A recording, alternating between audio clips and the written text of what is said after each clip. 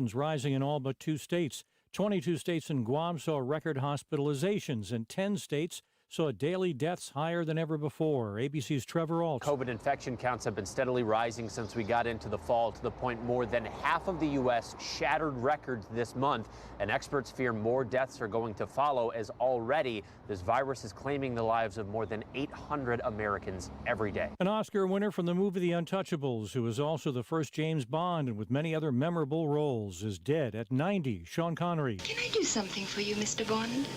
A martini, shaken, not stirred. ABC's Julia McFarlane in London. Connery from Edinburgh, Scotland. He was cast as the original Bond back in 1962. And in 1988, he won an Oscar for playing a tough Irish cop in The Untouchables. And in 2000, Connery was knighted by the Queen, cementing his status as a national British icon. In most of the U.S. overnight, clocks are set back 1 hour as standard time returns. You're listening to ABC News. Do you check your Google search results regularly? You should. People often get their first impression of you or your business online. Negative comments on the internet can impact your life and your livelihood. Take control of your online reputation. Get your free reputation report card at reputationdefender.com. It may reveal negative posts from an ex-employee, upset patient or client, news article, legal issue, or even exposed personal information right there in your Google search results. Uncover what's lurking on the internet about you with reputationdefender.com's patented scan and get your free reputation report card. Or for immediate assistance with your reputation, call 800-401-6681. Our cutting-edge technology helps make your Google search results look their best. Call 800-401-6681. That's 800-401-6681. 800-401-6681. Or take the free scan at reputationdefender.com.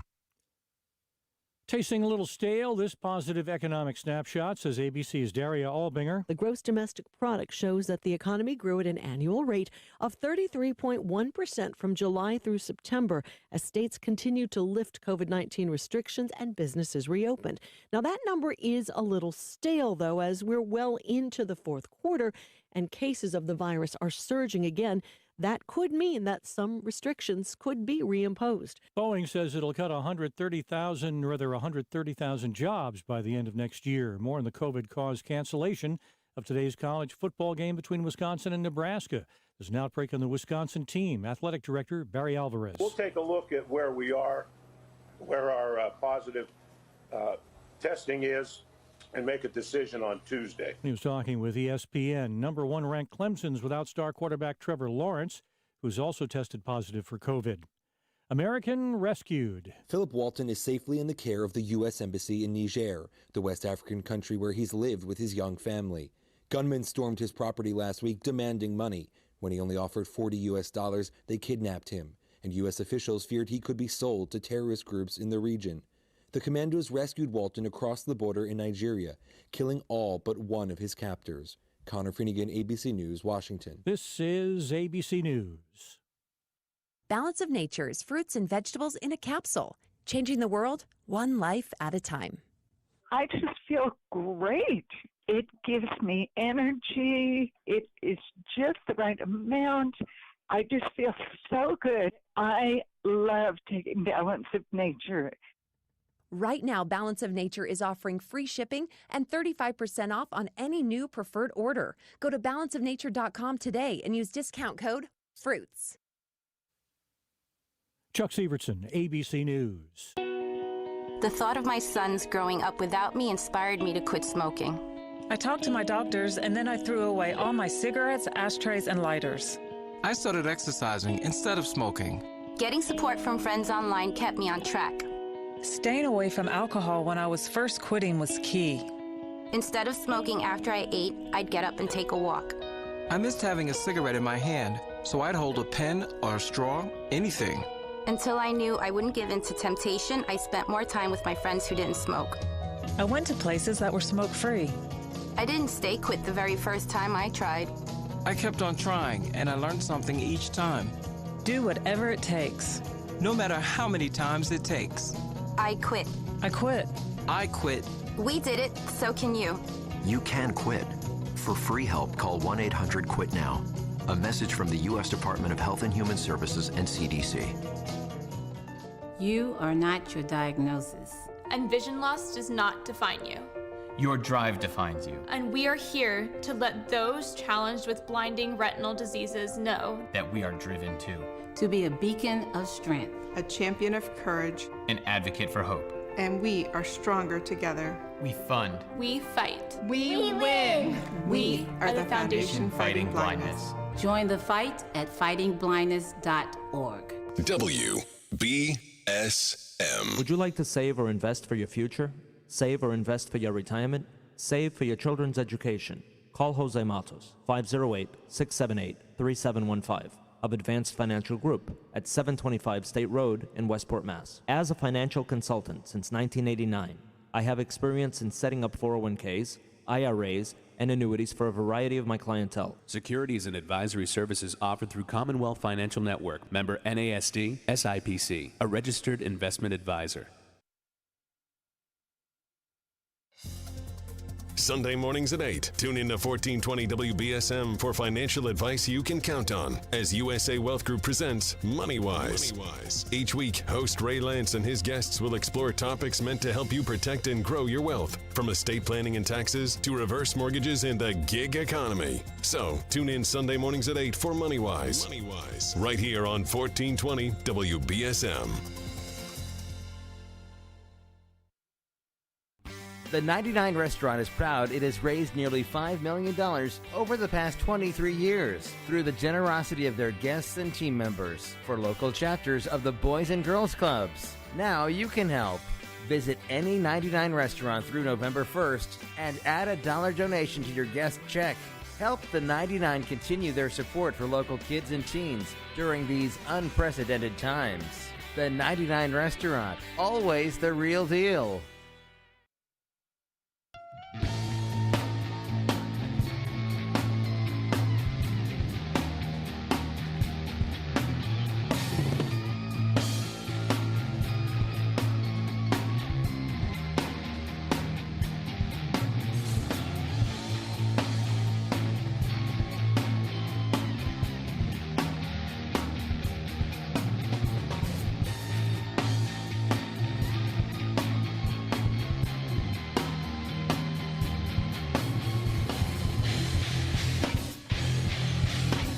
And welcome back. Hour number 2 of Spooky Southcoast. Tim Weisberg here, along with science advisor Matt Moniz, here talking about the paranormal on Halloween. And we are broadcasting live on WBSM, on Midnight FM, and also on Spooky TV on YouTube. So I got it up and running. I don't know how. It's got to be something with that computer over there. I don't know what it is. I think if you start and stop one too soon, maybe it needs a few minutes to kind of think and catch itself up. But either way, we've got it running here for hour 2, and it's just, I don't think it's anything we're gonna keep and put out there. Just testing it out, seeing how it works, bringing back the chat room. Well, we can probably get it more efficiently running next week. But as people can see, there's a big piece of plexiglass between us, so it's not the best shot in the world. In fact, poor Stephanie would be getting cut off, I think, if she was here, so, which she might be fine with. But let's face it, the whole reason we have the video cameras is because people tuned in to look at Stephanie. They don't tune in to look at us. Yeah, like I said, we have the face for radio. But I am wearing my Bridgewater Triangle shirt. I was looking at that. This is a Parabox Monthly shirt. Yep. So pretty much I wear a Parabox Monthly shirt every day now. Yesterday was my Roswell shirt. Okay. What was I wearing the day before that? The Whaley House. So, I've got like 20 of these shirts now, so I just wear one every... Actually, I should have one coming sometime this week because the new shirt will arrive. You can get one for yourself if you want to get one at paraboxmonthly.com. Use my promo code MIDNIGHT, MIDNIGHT. You'll save 20% on your order. And I think, Moniz, depending on which size you need, you can go on the Parabox site and order one of these, even though it's a subscription service where they send you a different thing every month. How much is it? Well, right now, because they've been running everything at a sale price, you can actually get the previous shirts at a discounted price. So if it's something that they've already put out as the subscription and they have some leftover stock, they put it up in the shop, and then you can buy the shop shirts until they run out of stock, or they'll have limited sizes or what have you. But the prices have gone down. They're not as low as they were before. As I say that to you, the Bridgewater Triangle shirt has gone out of stock. Of But course. you can get the Rendlesham Forest T-shirt. I wouldn't mind that one. And that's on sale right now for normally $22. It's on sale for $13.20. And you can apply the promo code on that and save an extra 20% on top of that. How much for the whole Parabox? If you want to get the monthly subscription, that can be done by going to paraboxmonthly.com, signing up for the regular option. You can pick your plan. It can be month to month, and you'll pay $19.95 a month. You can also pick a 3-month plan or a 6-month plan and take a little bit of money off of the prices with those. What about a 1 year? Did they offer like 1 year? It stops at 6 months. Okay. So you'll be able to sign up for that, and you can get it for $19.95. You can put in the promo code MIDNIGHT and save 20%. So now take $20 off of that. You're paying about $80 to get 6 soft style T-shirts with they're cool themes. T-shirts. And there's a hidden message, a hidden meaning, a puzzle to be solved in the design, and I can never figure them out. But they give you a card that helps you with it. But I let them be, and they're cool just on their own. Right, they're a conversation piece everywhere I go. People talk to me about the things that are in my shirts. So paraboxmonthly.com if you want to get one for yourself. Definitely want one of the Bridgewater ones. So that's Well, I'd say reach out to them and see. Even though it's off the site, they might have a few kicking around the shop. You never know, and I'm sure they'll come up with some other individual designs for it. Different designs, I should say, for it as they go forward, because they come up with such cool stories and legends and things to make designs for. Now, where are they out of? I'm not sure. I know it comes out of a box. That's about as much as I know. I was just wondering where they were headquartered at. I think it's in California. Okay. But I was saying before the break that I wanted to talk about, some of the favorite vampire movies. And also, if you have any, different ways that you celebrated Halloween tonight, you can call in 508-996-0500. That is the number to call in here on Spooky South Coast, 508-996-0500. You can also jump in the chat room at Spooky TV on Spooky TV on YouTube. Just look at the YouTube channel, go to YouTube, go to the Spooky South Coast channel, and then you'll see the live video right there. I was even able to fix the thing that wasn't bringing it up on the main page, which is helpful. But I'm trying to think of what the first vampire film was that I watched. Probably had to be one of the old Hammer horror films. It was probably something that I caught one like of those Creature Double Feature type of thing. Creature Double Feature, or maybe I know that they used to run Elvira on the weekends because I used to stay up and watch that sometimes. So it was probably something along those lines. But are you old enough to remember Dark Shadows as a rerun? I remember Dark Shadows from when they came out with it, and I want to say it was like 1990 or 91. They came up with the summer series on NBC, where it was like a reboot of it. I'm talking the original series. I know they did rerun it. But as part of that reboot, they were rerunning some of the old episodes, and I forget which cable channel was running them, but one of them brought it back, and that's where I first kind of saw it. And then I watched a few of them, but I didn't really follow along with it. Then I went when I want to say it was Netflix or Hulu. One of them had the complete series for a while available for streaming. And so I wanted to watch it then. So I started with episode 1. And then I found out there was like 2,000 episodes. I was like, I don't think I'm going to make it through. I remember watching them as a kid, the original series. Well, I think a lot of people now, when they look at it, if they want to get into it, they'll probably jump into it when Barnabas arrives. Right. And just kind of pick up the story from there. But you're still talking about quite a few episodes because it was on every day. Right. And it has a local connection. Right. Most people don't realize that. Well, the exteriors were filmed in Rhode Island, right? Yeah, RISD.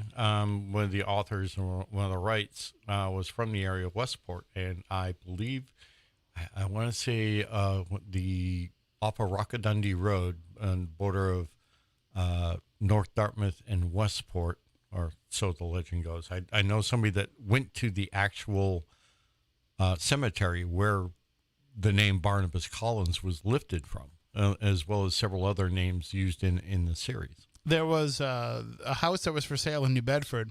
It has since sold a couple weeks ago, but we wrote about it for Fun 107, and Kristen and I got to go take a tour of this house to take some photos to write the story. You would wonder why there was this just regular like ranch house. You know what New York China Buffet is? Yeah. So it's that street. Okay. A couple houses down from there. I know the area. And it's just a regular ranch house. You would never know by looking at it what's inside. But inside it was like a museum of mid-century modern kitsch. This guy had been collecting stuff for years, and he had all of his mother's stuff. And also the house had a giant indoor pool, which was incredible. Huh? How do you get that in a ranch? Oh, I will show you. I will show you after the show some of the photos from this. It was an incredible place. But the house was all done up with different themes from room to room. And one of the rooms was a Dark Shadows room. Yeah. And he had a replica of the candelabra, and he had an organ, and he had a picture of Barnabas Collins, like a painting hanging up. It was very cool. But, there's a lot of people in this area that are huge, huge fans of that. I was mentioning when we were talking to Dacre, Mark Dawidziak, and I had Mark on Midnight Society this week. He had actually been on a few months before, too, and both times we talked in depth about Dark Shadows because he actually became friends with and worked with Dan Curtis, and because he wrote a book about Kolchak the Night Stalker. Great series. And that led to him, getting to know Dan Curtis, and he wrote about Dark Shadows, and he wrote about some other things. He wrote a book about Columbo. So, I mean, he's had quite a career, writing about cool things that, we all like. But he was talking about Dark Shadows at length the first time that I had him on, just all the ins and outs of it. If you go back and watch it now, you're almost like taken out of the story a little bit by how much bloopers they have. Like you'll walk, like sometimes they'll walk into the room and there's the guy with the boom mic, like trying to get out of the way, or you'll see like a bat coming by and you can see the string as they're making it. Yep.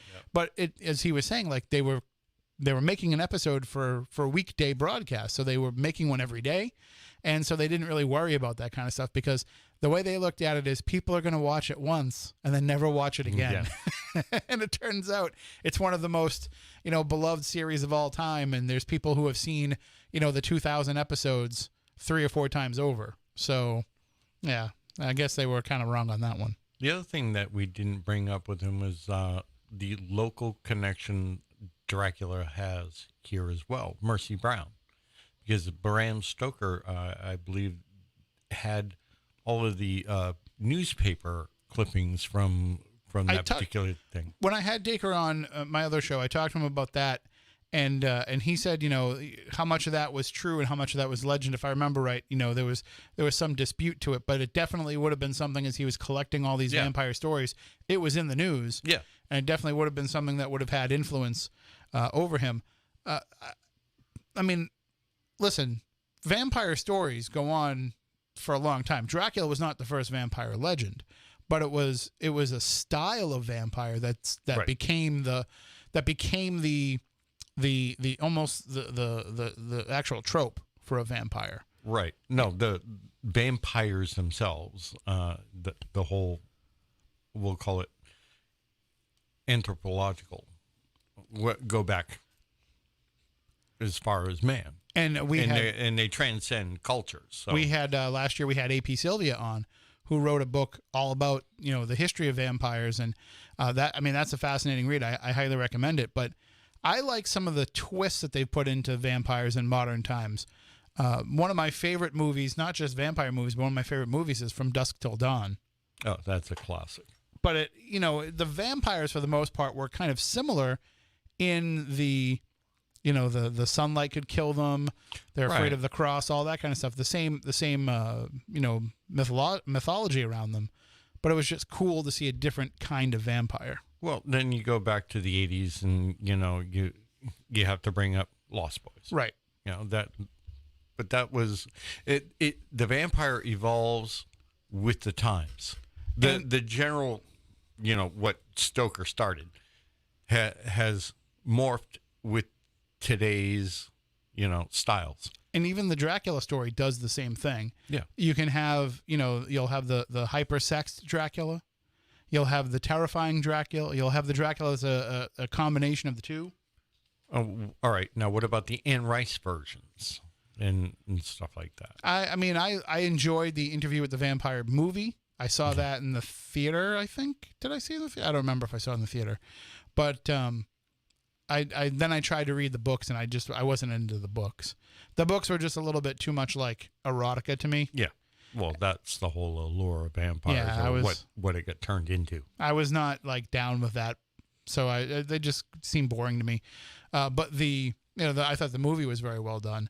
But that idea of the vampire as this aristocratic figure, as this this wealthy figure, first of all, it makes sense to me, because if you're going to be around for all that time, yeah, you would utilize that knowledge that you've gained and that power that you've gained to give yourself the best possible life. But it also made it like the perfect thing to be parodied for. I don't know if you've seen What We Do in the Shadows. No. Oh man, go home and binge it. There's a movie. The movie came out a few years ago. Is it on Netflix? No, it's on Hulu. I don't have Hulu, but it's on FX too. So if you have FX, it should be on FX on demand. I might, yeah. But I don't know if they'll have both seasons on, but you really don't need to. It's a sitcom, so you don't really need to see every episode. But the movie came out a few years ago. It was very well done, very funny. And then the series is a little bit different. It's different characters, but there is some crossover with the movie. But I would say you could just jump right into the series without having to, and you don't even have to like find episode 1. Just jump in and watch because it's done in a documentary format. So they do kind of explain like who the characters are again and again. But oh my God, is it so funny. And I actually discovered something else recently. I like to find different stuff to watch, that hasn't been burnt out. Maybe I don't want to say that it's not popular, but just maybe stuff that I might have had fly by my radar. There's a lot of things that I haven't seen. Some things I get adamant about. Like I've never seen Hocus Pocus. And everybody talks about it this time of year, but I'm probably never going to watch Hocus Pocus at this point. Everybody tells me The Office is the greatest show of all time. I've never watched it. I'm not going to watch it now. But every once in a while, there's something that I'm like, you know what? I missed that when it came out. So I think I'm going to go back and watch it, especially if it's something that is, 6 or 7 episodes, because then I don't really have to make a big commitment to it. But I did that a few years ago with It's Always Sunny in Philadelphia. I had left my previous job. I was getting ready to come and start here in the newsroom, and I had like 4 or 5 days off in between jobs, and it was right around New Year's. So I was like, oh, what am I going to do? I don't know. I'll find a show to binge watch. And everybody says this show, It's Always Sunny, is funny. I'll give it a try. And after the first episode, I was like, I'm hooked. So I watched, every season and got caught up. But for the most part, I don't put that much commitment into it. But I found this thing. Have you seen The Haunting of Bly Manor? No. All right. It's not, in my opinion, it's not as good as The Haunting of Hill House. Hopefully you watch that. That came out last year. Mm-hmm. The Haunting of Bly Manor is not as good in my opinion, but it's the same idea. And there's a character in that who the actor who plays him has done a previous paranormal themed comedy show.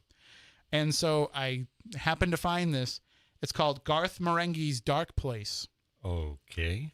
And I think there's only like 6 episodes, but you have to watch it. It is absolutely hysterical. And when you watch it, you will laugh and be like, I think I know exactly what person they're mocking here with this, because it has these paranormal beliefs worked into it. It's basically, the premise is he's the world's greatest horror writer, and he decides to create a television series about a hospital that's also like the gateway to hell, but he's also casted himself as the lead actor, and he's not a good actor. And he's really not that good of a writer either.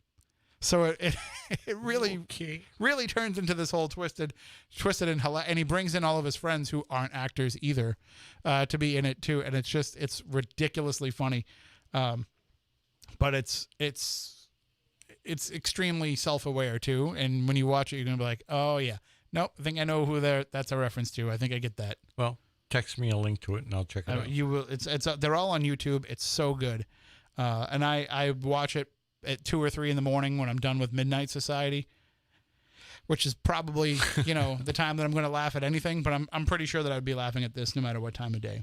So anyway, that's worth checking out.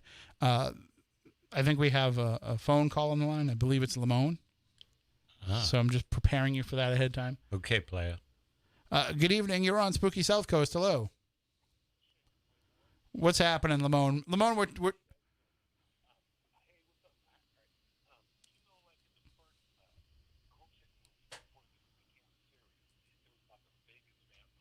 mm-hmm. Yep. Yeah.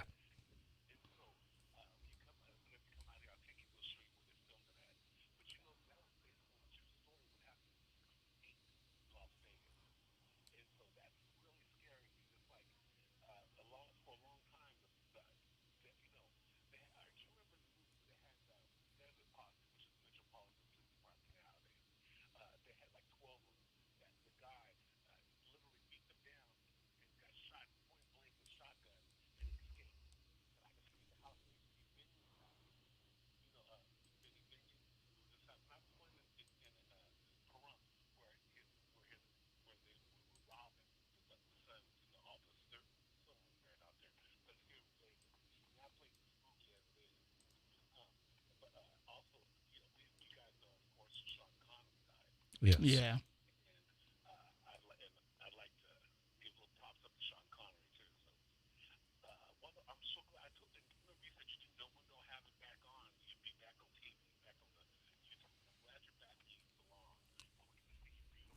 Well, I don't know how much we'll stick with it. I mean, we're on tonight.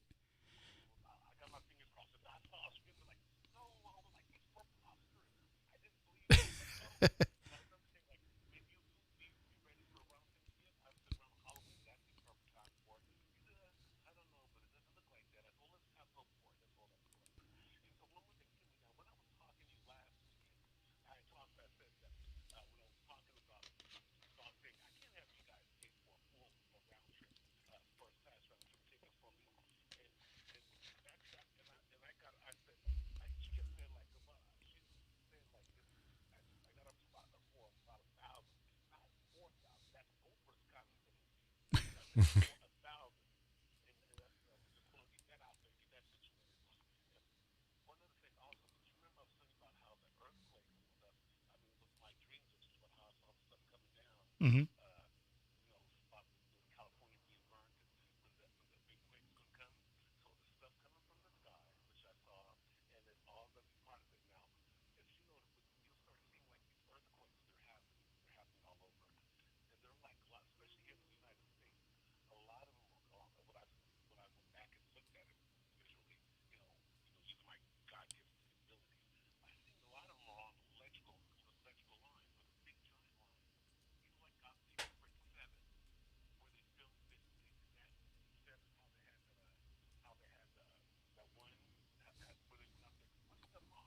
That place. That. Yep.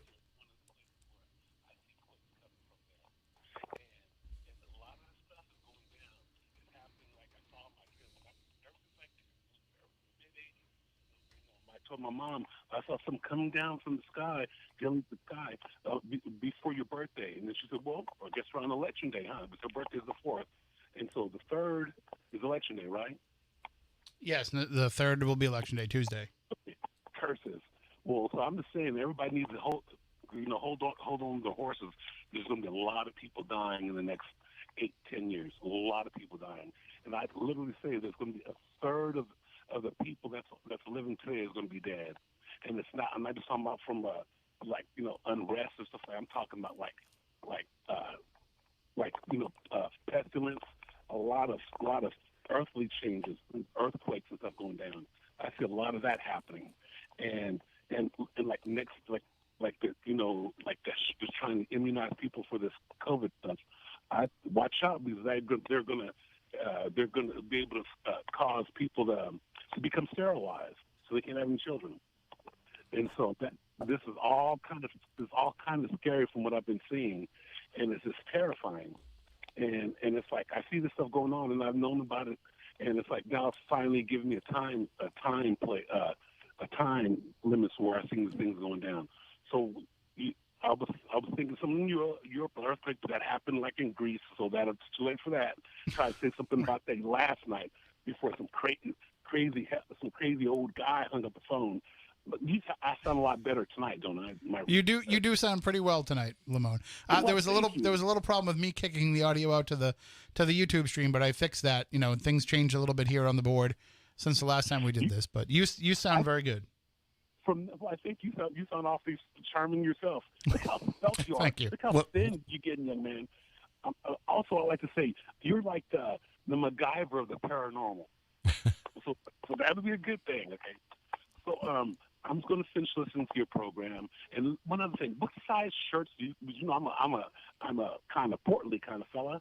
What kind of size shirts does your box guys have? Well, I can tell you, as I'm losing weight here, my size has changed a little bit. But I ordered 4X shirts from them because they do run small. You know, I was wearing a 3. I think I'm probably down to a 2.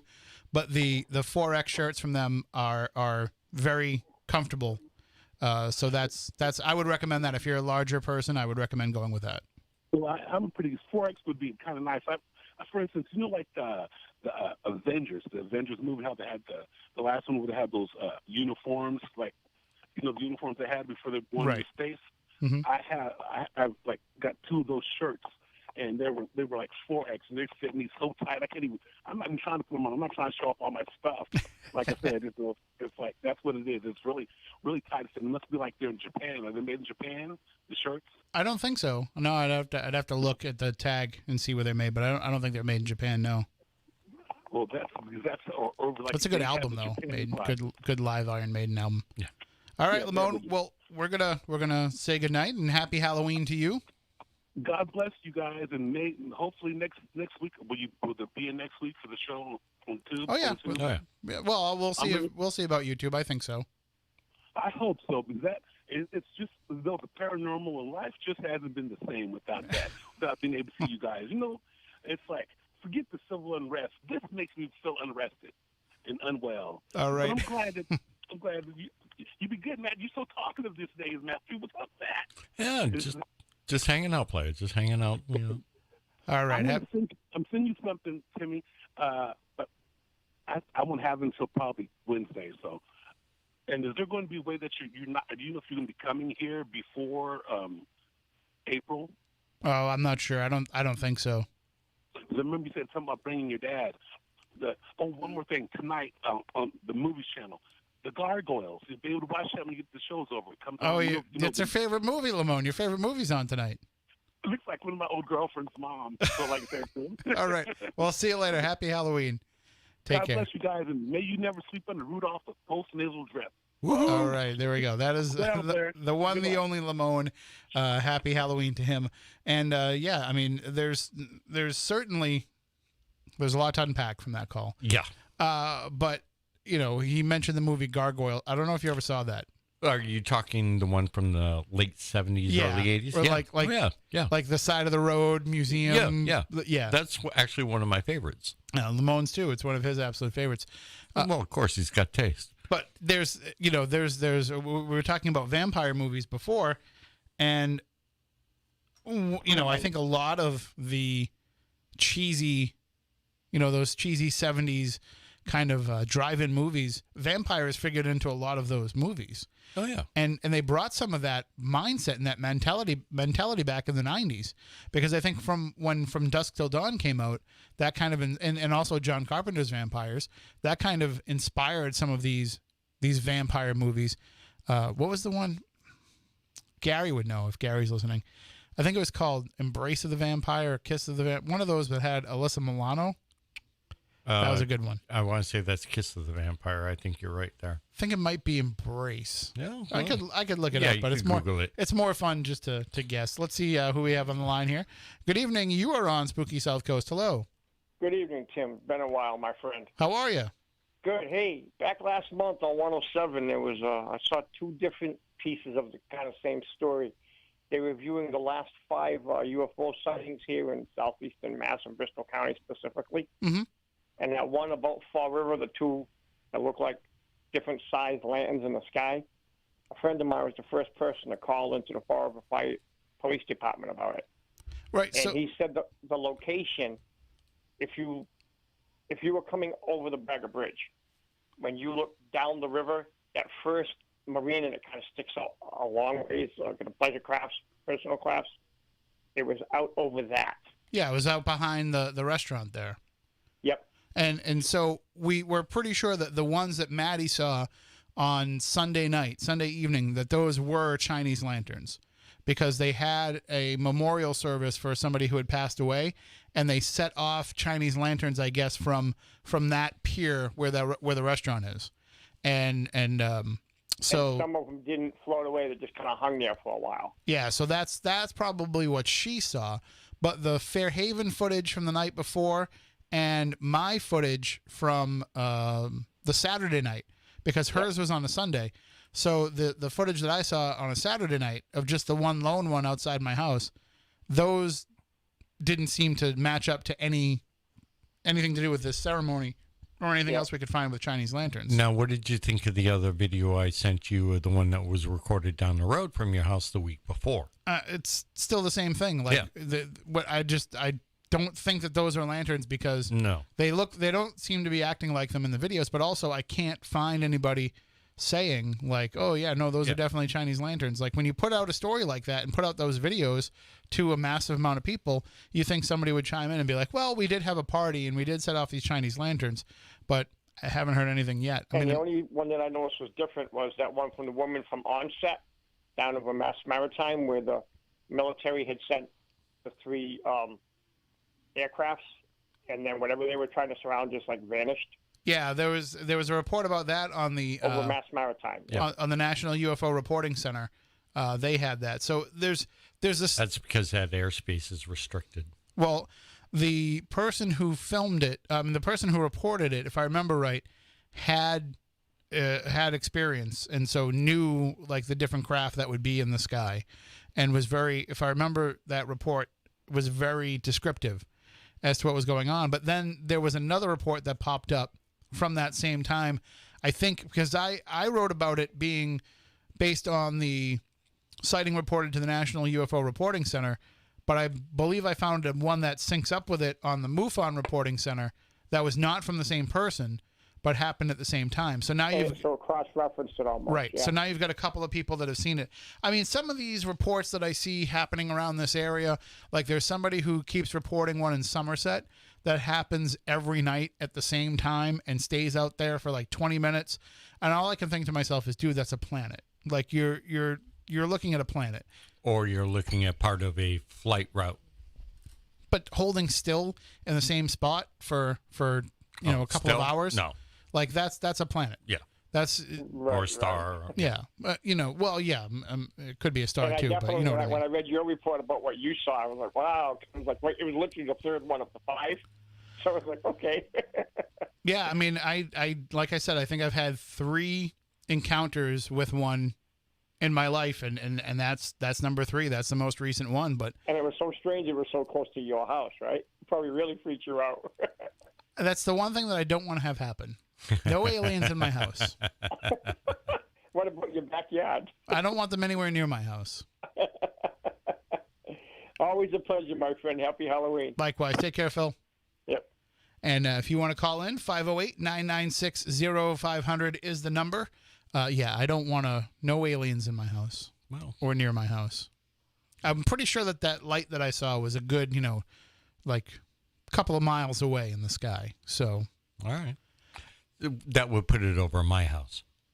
No. And given the direction you were facing? No, I want to say that it was probably further than that. I don't know how far you can see. Okay. Well, distance depending wise, upon size and angle and right? stuff, Like yeah. I don't know like what could be the expected visibility on a Saturday night when it's nice and clear like that. You know, I'm just saying your front door where you took your video But it faces towards where I live. actually this would have been. Let me situate myself and look at where I would have been. So I would have been facing probably Plymouth.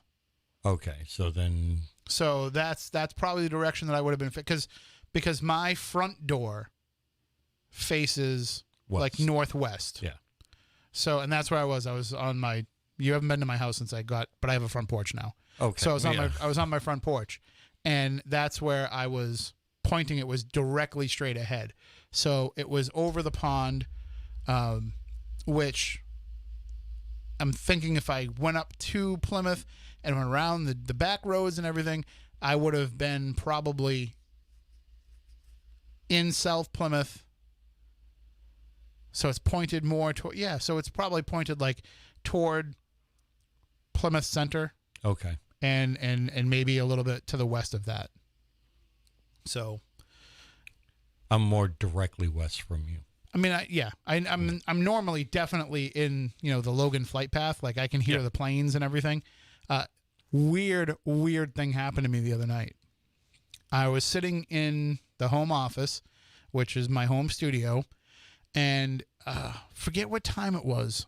I forget if it was before Midnight Society or after. Must have been before. But dead silence outside. All of a sudden I heard a train. Never have heard a train. I mean, I've lived in this house for 15 years. Well, there is a train that does go by, but yeah. I've never heard it. I've just always assumed that I'm too far away to hear the train. But this was loud. It sounded like the train would have been like no less than a mile away from my house. No, but there is a train track to the south of you. The train tracks are about 3 miles away. Yeah. And the trains go by there all the time. I've never heard one, but I just heard one plain as day the other night. And I've had some pretty weird things that were happening. Weird dreams lately. Okay. I don't know if I've mentioned this on the show, or if I mentioned it on Midnight Society, so stop me if you've heard this. I was teasing somebody the other night because they were watching Poltergeist 2. And, you know how much I love Poltergeist and Poltergeist 2, and not so much Poltergeist 3. But, and I was teasing this person, sending gifts of Reverend Kane. And that night, I had a dream. Uh-oh. I had a dream that Reverend Kane was outside of my house, Reverend Henry Kane, that I was looking out the window, because now I have a bay window, and I could see him coming up the pathway through the window, and then he came up to, and now I have a screen door, full-size screen door, and he's standing there at the screen door talking to me. I was trying to duck away so that he wouldn't see me, but he's standing there at the door. Just like in the movie when you just like in the movie. But I actually was in the office, okay. And my house. I know your house. It's the next room over to the living room where the front door is. And I was actually in there when I first started seeing him come up the walkway thing. And and I was like, I don't want to go into that room because I know he's going to see me in the door, but I couldn't help it. I was drawn into there. So the weird thing about that is I have never in my life had a dream that took place in my own house. Really? Never. That is weird. Never. It's always been somewhere else. Somewhere else. It's been my house in the dream, but not any house that I've ever lived in. Now, have you had dreams of old places that you lived in, even though you're living somewhere different? Strangely, yes, but not That's exact. not strange. No, but I mean, yes, but not exact. Okay. So it has been in my dream, I've said to myself, "Oh, I've moved back to this address," but it's been nothing like where it was that I lived. But freaky thing, this is the thing that freaks me out quite a bit. I've lived in the same dream houses in different dreams. I know what you're talking about. So- yeah, it's not a house you've ever lived in, but it's your house, and you not only dream of it once, but several times, and you keep going back to the same house. And Yeah. the other weird thing about it is, in all of these dreams, I still live with my family, like from when I was a kid. So it's my parents and my siblings all living in this house. We're all adults, but we're all living in this house together. And there's one where the house has a large basement. And in that large basement, there are places that we don't go. I believe that's also the same dream house where there are third floor rooms where we don't go.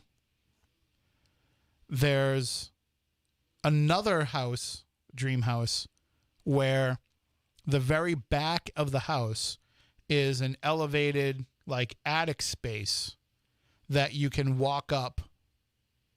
And when you get back there, like, we know that it's haunted. And you can go back in there and investigate, but that we don't go in there unless we're going in there to investigate. Is it like an attic loft type of No, thing? it's almost like an auditorium. Okay. Like, it's almost like you open up the door and you walk up some stairs and there's like an auditorium space. In an attic.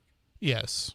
Okay. So, and in that dream, you have actually been there investigating it with me. Okay. What did I find? I don't know. I don't know if we got to that point in my dream, but it's almost like when I get into these places in my dreams, I know my way around them.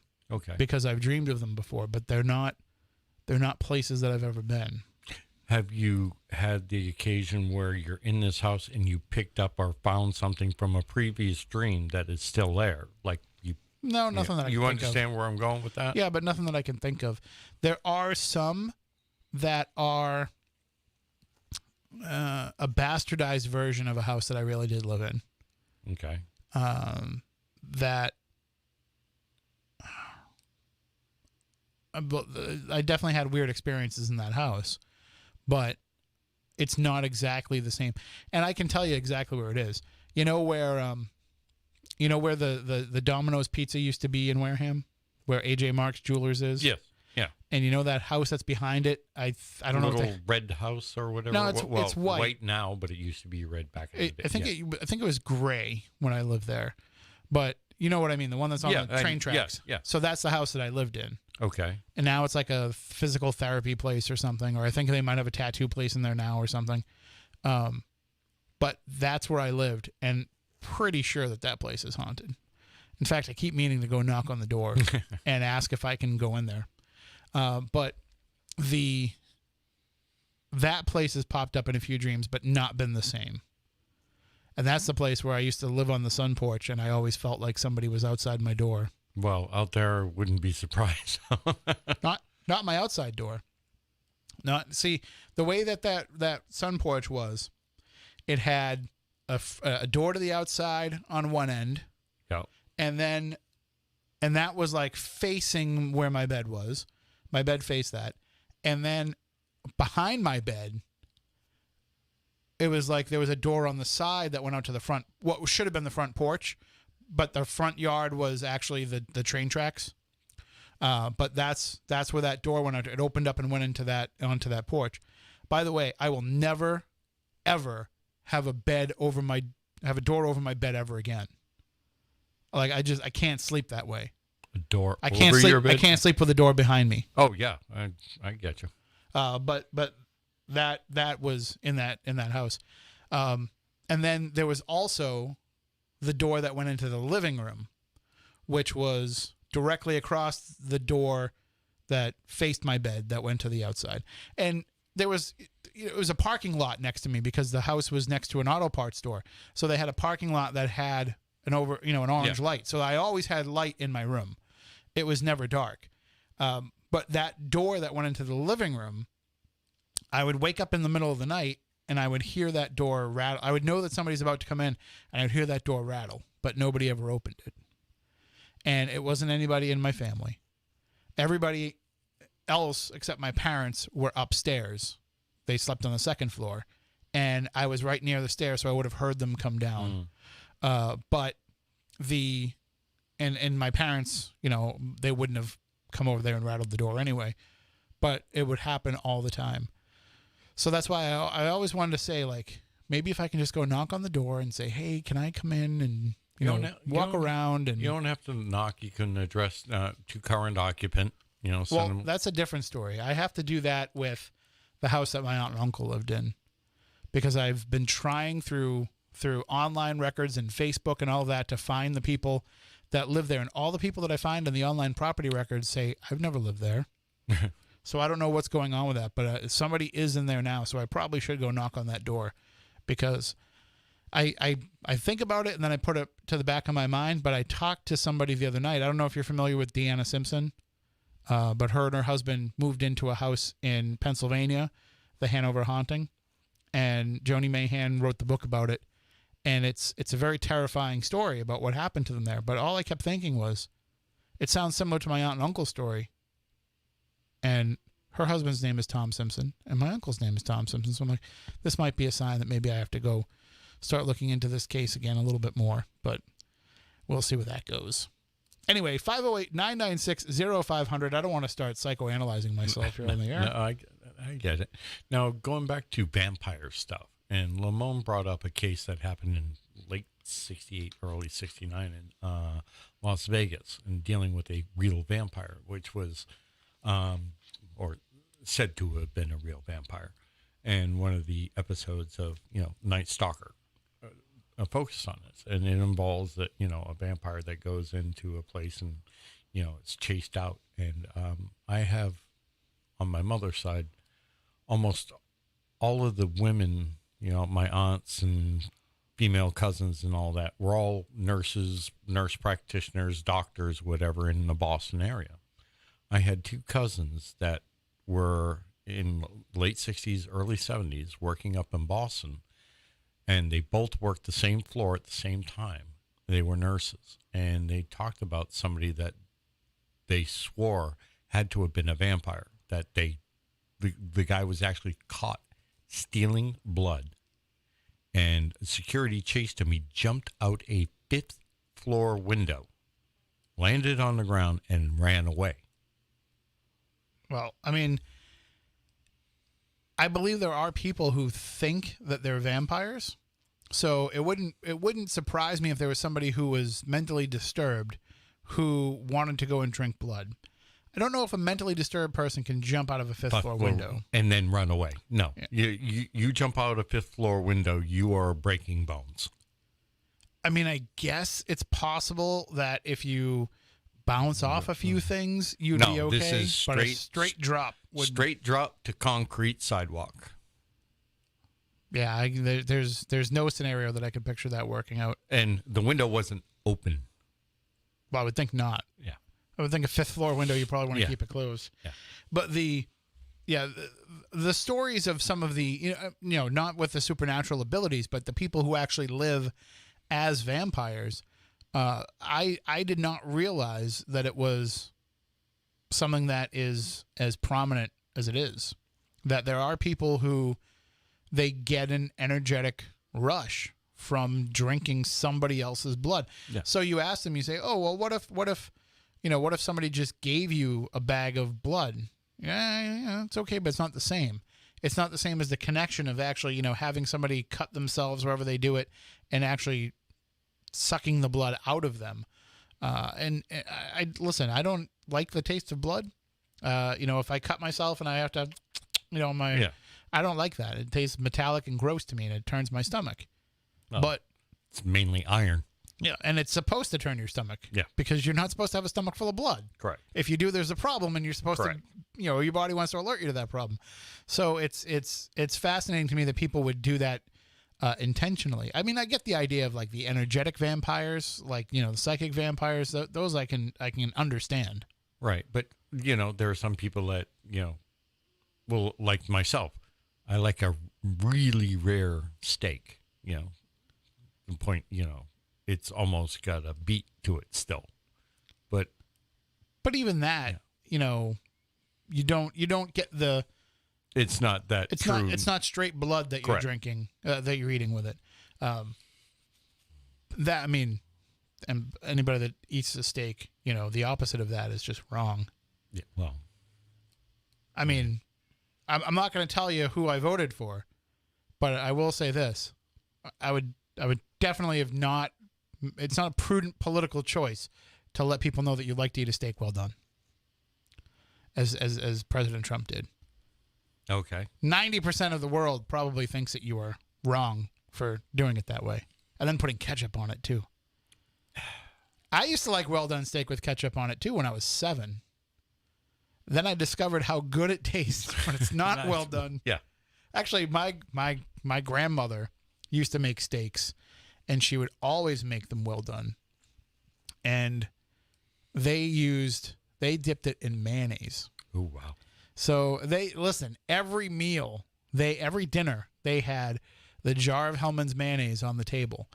And you would use that for lubrication to get it down? A dip, a dip. No, my grandma was a fantastic cook. Okay. But if if you had, so sometimes she would put a little salad on your plate, which was just lettuce and tomato because they had a garden, so they were always having vegetables. So she'd give you the lettuce and tomato, and then you would have the Hellmann's mayonnaise in the middle, so that you could put the Hellmann's mayonnaise on your salad.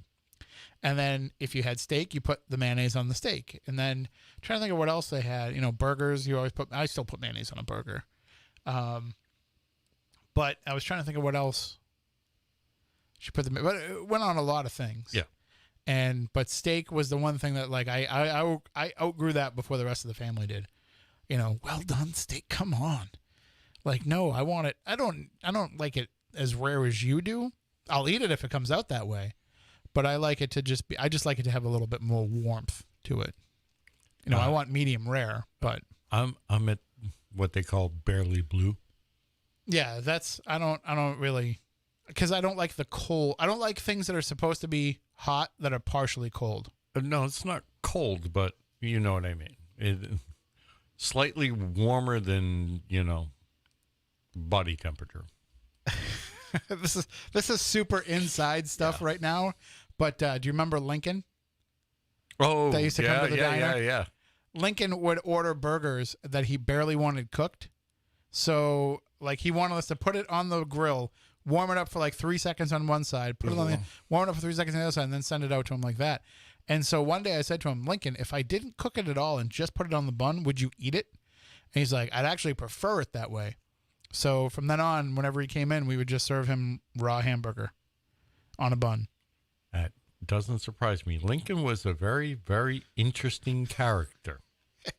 And he would have been paranormal. Well, he is paranormal because I don't know if you know the place that he used to frequent. People keep seeing this guy there that never knew him, and because he died right behind it. Do I believe it? I don't know. I've not seen it. And I would think that you would smell his ghost before you would see him. Agreed. But as I said, I'm sure you've heard the same thing. Well, and if you heard him, we should go do an EVP session because it would be unmistakable. Unmistakable if it was him. No doubt. Yeah. How you doing? How you doing? All right, that'll do it for tonight's show. we went somewhere we probably shouldn't have. Yeah. But we'll be back next week. We'll be talking with Amy Bruni from Kindred Spirits. She'll be talking with us about her new book that has just been released, her first ever book, and you can pick it up for yourself. I've been reading it. It is very fascinating. I mean, I know Amy. I've known her for a long time, but there's a lot of stuff in this book that even I didn't know. So we'll talk about all of that with her, not only about the book, but about growing up with the paranormal in her life, pretty much her entire life.